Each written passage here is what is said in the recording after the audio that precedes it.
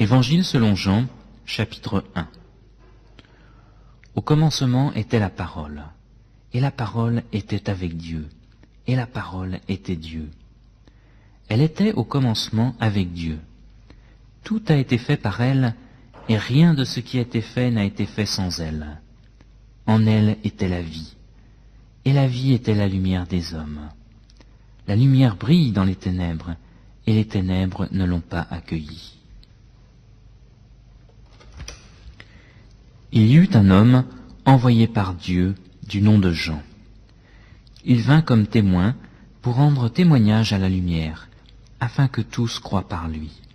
Il n'était pas la lumière, mais il vint pour rendre témoignage à la lumière. C'était la véritable lumière qui, en venant dans le monde, éclaire tout homme.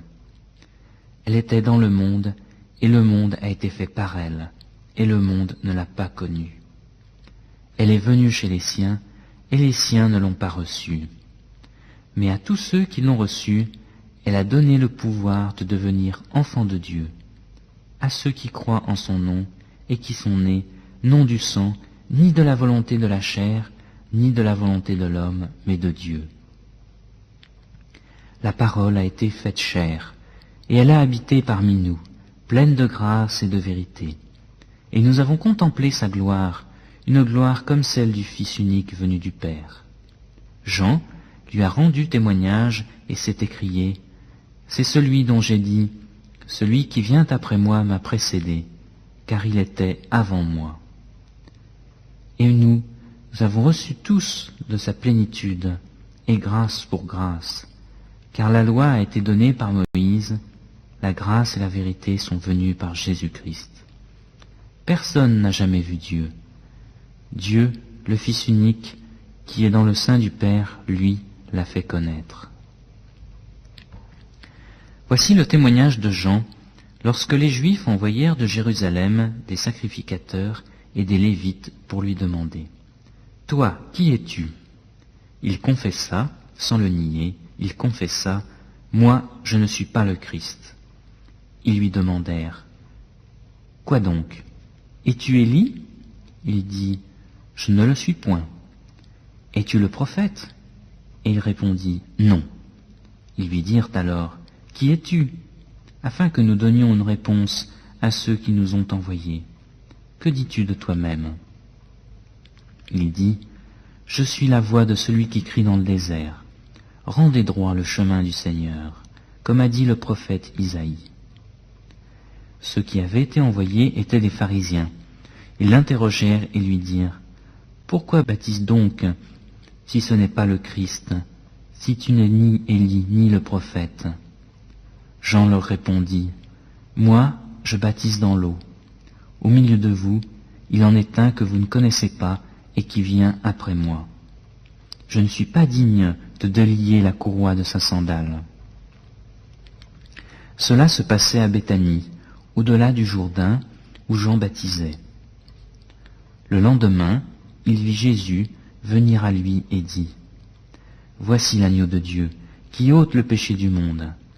C'est celui dont j'ai dit « Après moi vient un homme qui m'a précédé, car il était avant moi. Et moi je ne le connaissais pas, mais afin qu'il soit manifesté en Israël, je suis venu baptiser d'eau. » Jean rendit ce témoignage. « J'ai vu l'Esprit descendre du ciel comme une colombe et demeurer sur lui. Et moi je ne le connaissais pas, mais celui qui m'a envoyé baptiser d'eau m'a dit, « Celui sur qui tu verras l'Esprit descendre et demeurer, c'est lui qui baptise d'Esprit Saint. » Et moi j'ai vu et j'ai rendu témoignage que c'est lui le Fils de Dieu. Le lendemain, Jean était encore là, avec 2 de ses disciples. Il regarda Jésus qui passait et dit, « Voici l'agneau de Dieu. » Les 2 disciples entendirent ces paroles et suivirent Jésus. Jésus se retourna et vit qu'ils le suivaient, et il leur dit, « Que cherchez-vous » Ils lui dirent, « Rabbi », ce qui se traduit par « Maître », « Où demeures-tu » Il leur dit, « Venez et vous verrez. » Ils allèrent et vit où il demeurait. Ils demeurèrent auprès de lui ce jour-là. C'était environ la 10e heure. André, frère de Simon-Pierre, était l'un des deux qui avait entendu les paroles de Jean et qui avait suivi Jésus. Il trouva d'abord son propre frère, Simon, et lui dit, « Nous avons trouvé le Messie », ce qui se traduit par Christ. Il le conduisit vers Jésus. Jésus le regarda et dit, « Tu es Simon, fils de Jonas. Tu seras appelé Céphas, ce qui se traduit par Pierre. » Le lendemain, il voulut se rendre en Galilée et il trouva Philippe. Jésus lui dit, « Suis-moi. » Philippe était aussi de Bethsaïda, la ville d'André et de Pierre.